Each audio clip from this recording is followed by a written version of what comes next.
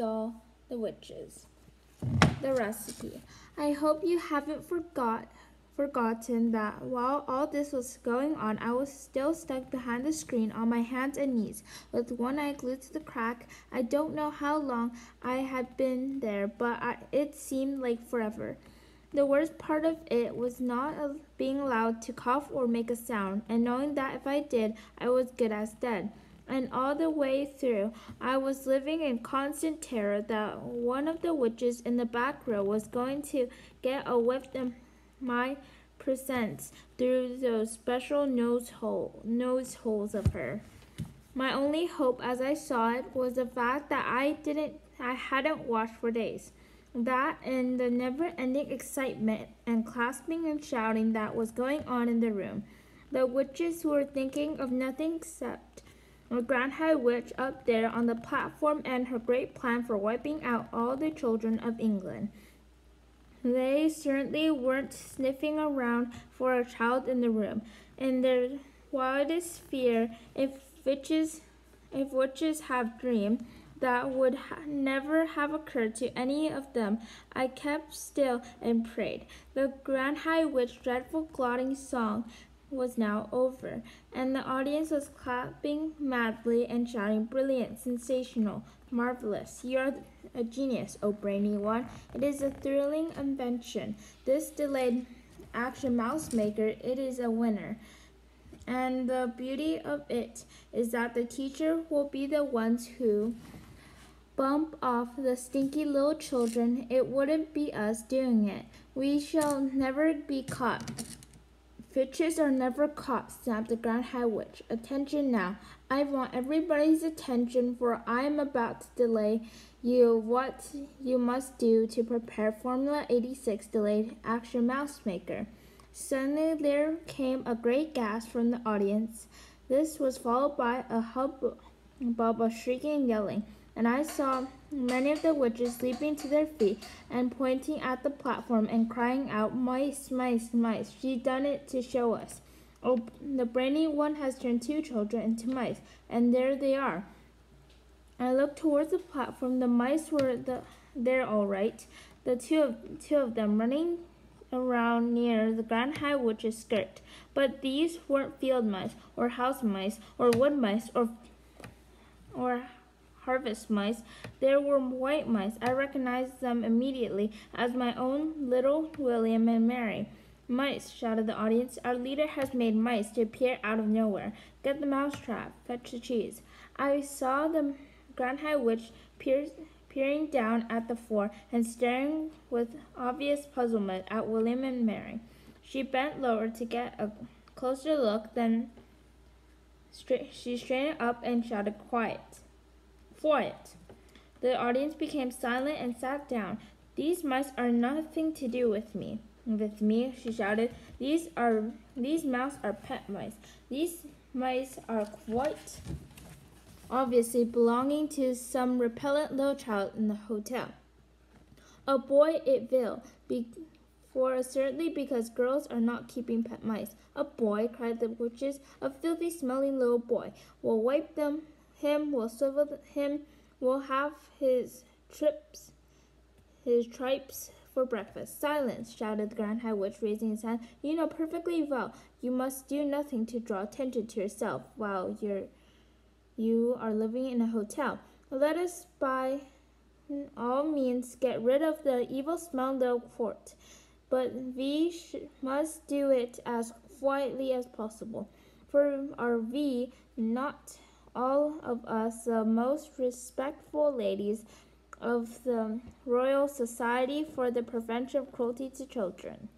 "What do you suggest then, O brainy one?" they cried out. "How shall we dispose of this small pile of filth?"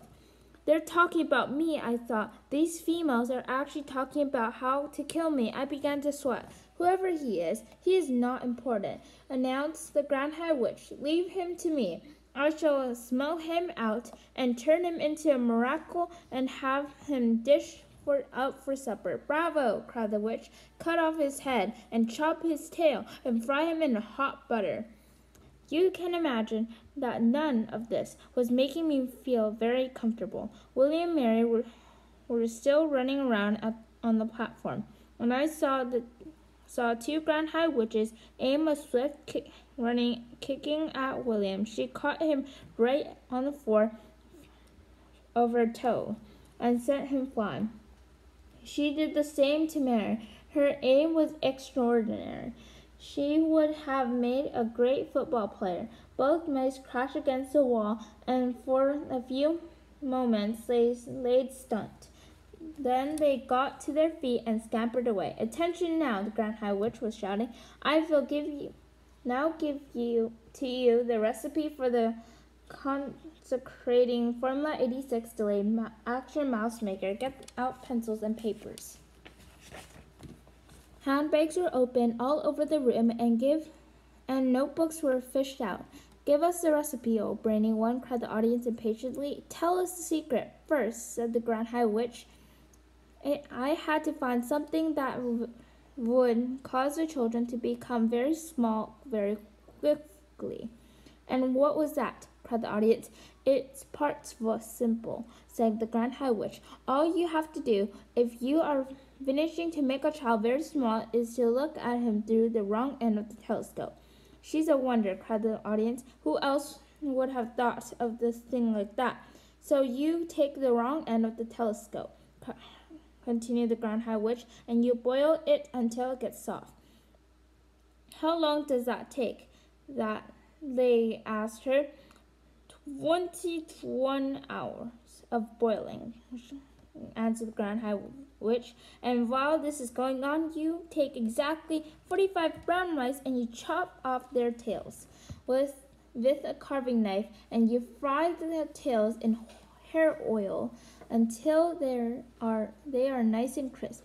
What do we do with all those mice who have their tails chopped off?" asked the audience. "You simmer them in frog juice for 1 hour," came the answer. "But listen to me. So far I have only given you the easy part of the recipe. A really difficult problem is to put in something that will have a genuine delayed action result, and something that can be eaten by children on a certain day, but which will not start working on them until 9 o'clock the next morning when they arrive at school."